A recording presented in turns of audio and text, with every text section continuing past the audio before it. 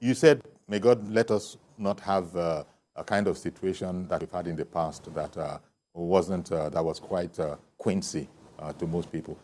Is there no way out of this if the party, well, I don't want to use the expression sticks to its guns, but in the light of the explanation, if the party leadership does believe that it has done what is appropriate, is there no room for reapproachment? Because if we go into the election like this with these very hard, divisive lines of we're not happy with what you did because you didn't treat us right, might it not end up exactly where you pray that may we never see that kind of thing again politically? Well, thank you, my brother. There are a lot of ways we can. There is a lot of ways we can explore to resolve this issue. But I want to bring the attention of the Honorable Speaker, who is also the product of negotiation and contact.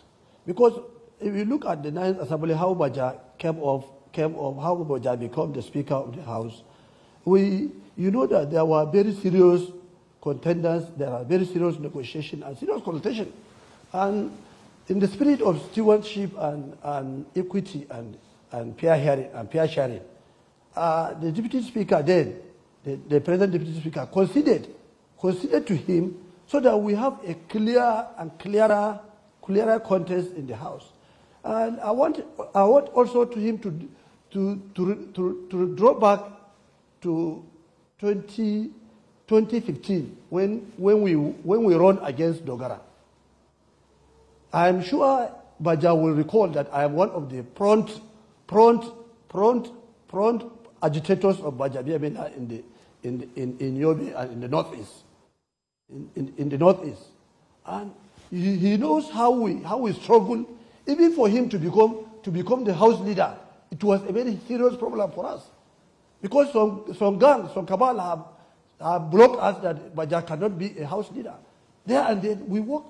It took us very serious issue before even the presidency accepted that Baja should be the leader. And I wonder why. In just less than 4 years, you just came out of this. You are now a speaker. I'm expecting him to make consultation. If he wants a bus, let him consult. Let him consult with all the other aspirants. Let them sit down on table. Not okay. Just come in here and say this is what. If he talks of, if Baja is thinking about Northwest have brought 30% on the table for Aswaju. I'm a member of contact. I'm a secretary member of contact mobilization Northeast, presidential Tinubu Shatima presidential campaign, dissolved Tinubu Shatima presidential campaign council member. I'm a leader in that. That's all. He should look at it that Atiku comes from the Northeast. Atiku is from the Northeast.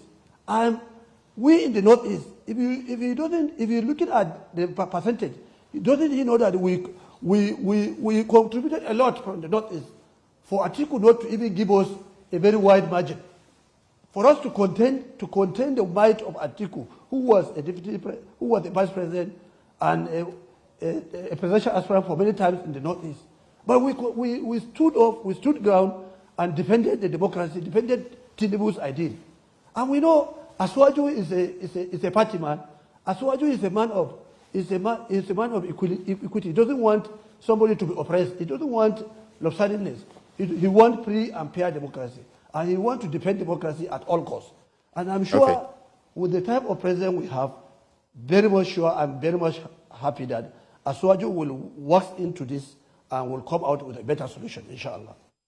Okay, let me bring on Easy in Yenagoa. Good morning, sir.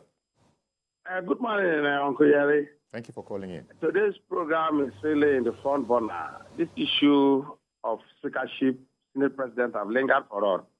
Though the issue with the Senate President have almost been resolved, but the speakership issue has been there. You know, the National Assembly presently, for the last 20 years, do not have a kind of rainbow coloration.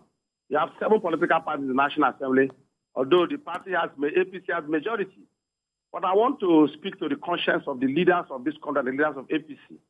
If it's difficult for us to conduct election for 200 and something million Nigerians, why is it difficult that for 300 and something persons representing the federal constituency, they can't go into that hallowed chambers and do a peaceful election that will represent the configuration and feelings of Nigeria? Leadership is something that has to do with the people. So sad and very unfortunate that the North Central, which produces most of the Senate presidents in the past, who have not gotten speakership and who currently in the current configuration of zoning now did not get any position, despite the fact that 4 states out of the 6 states voted massively for the ruling party. So they should consider how to placate the North Central, because it's so funny we're in 6 geopolitical zones with a power sharing formula. Northwest will now have 2 out of the 6 positions. It's not fair. We should begin to balance power in this country and begin to look at how we can make all sectors of the country look happy. Because we are talking about a government today that Nigeria has been so polarized. 133 million Nigerians are living below the poverty line. 20 million children are out of school. We are talking about inclusiveness. We are talking about carrying everybody along, which is the cornerstone of democracy. So we should begin to look at how everybody, I know the president-elect, with his vision and his magnanimity, has a very large heart. I don't want to conclude that what they have zoned will be what will fall out in the floor of the House. The president-elect knows politics very well, has been in the tunnel for a long time. You understand the dynamics. He knows what is good for this country. He should use his vision, his wisdom to ensure that all the 6 geopolitical zones have one positions moving forward, so that Nigerians can look at the government as an all-inclusive government. We are talking, look at what is happening presently in the presidential election tribunal. You see the direction. You look at all the waves.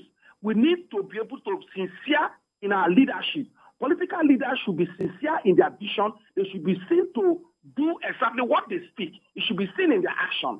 It's very unfortunate that our leaders at this level cannot do things that will improve the lives of Nigerians. Look at our debt burden. We're talking about over 70-point-something trillion naira foreign loan. A government that made just 12 trillion naira when it came in. You begin to look at the out-of-school children. You look at the unemployment rate. You look at the poverty.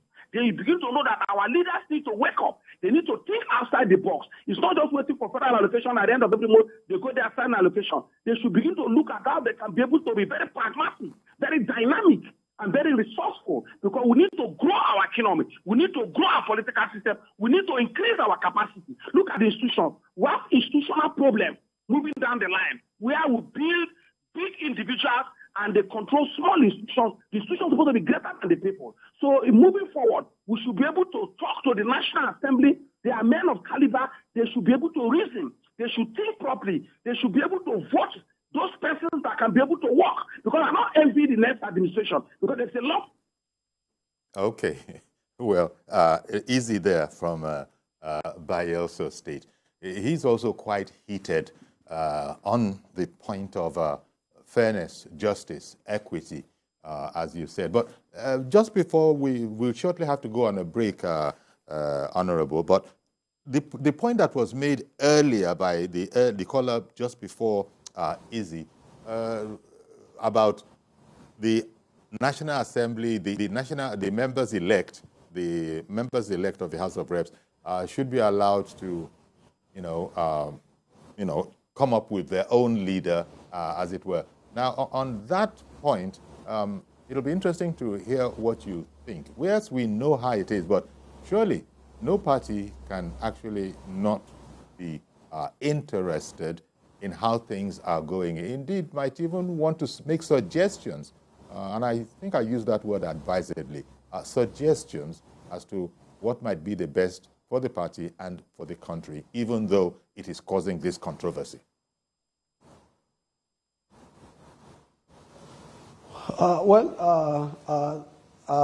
For as far as I'm concerned, member-elect are the people who are going to elect their own leaders at the end of the day. And I want us to be mindful that all those members-elect are people of caliber, people that represent the whole country, people that come out from different federal constituencies, different cultural background. They know what is good for Nigeria and what is good for themselves, because the leadership is for themselves, for the country, and for themselves. So as far as all what we are saying, we are just bungling. But at the time we pop into the chamber, the hollow chamber, members are allowed to use their number 6, to use their intellect, to choose the best leaders for themselves. So it's better right from the word go, we start it on a very good notion by making the party to know that all this, they are just anointing, they are just trying to share it according to zones. Now it is now left for members to choose those that the party have zoned, because the party mostly zones to geopolitical zone, not to individual. Just like it has been done this time around. It has never been zoned to individual, but it has been zoned to particular zone. Then that zone, the caucus will sit down and choose among the aspirants who are those people that can stand the test of the time. And that was how things are done. But I'm advising, my own advice on this is that parties should always consider that we are dealing with member-elect. We are dealing with those that know their right. Those people that their constituents send them to the hollow chamber to come and represent them in Nigeria. To come and represent them in Nigeria. So we should be mindful of various agitations from various zones. So imagine we cannot skip North Central just anyhow like that and overload a particular zone. It can't be possible. All right. So that's my sincere advice that we should resent on it. I'm very sure the party leadership are men of integrity. They listen and they know the Constitution of Nigeria that talks about federal character.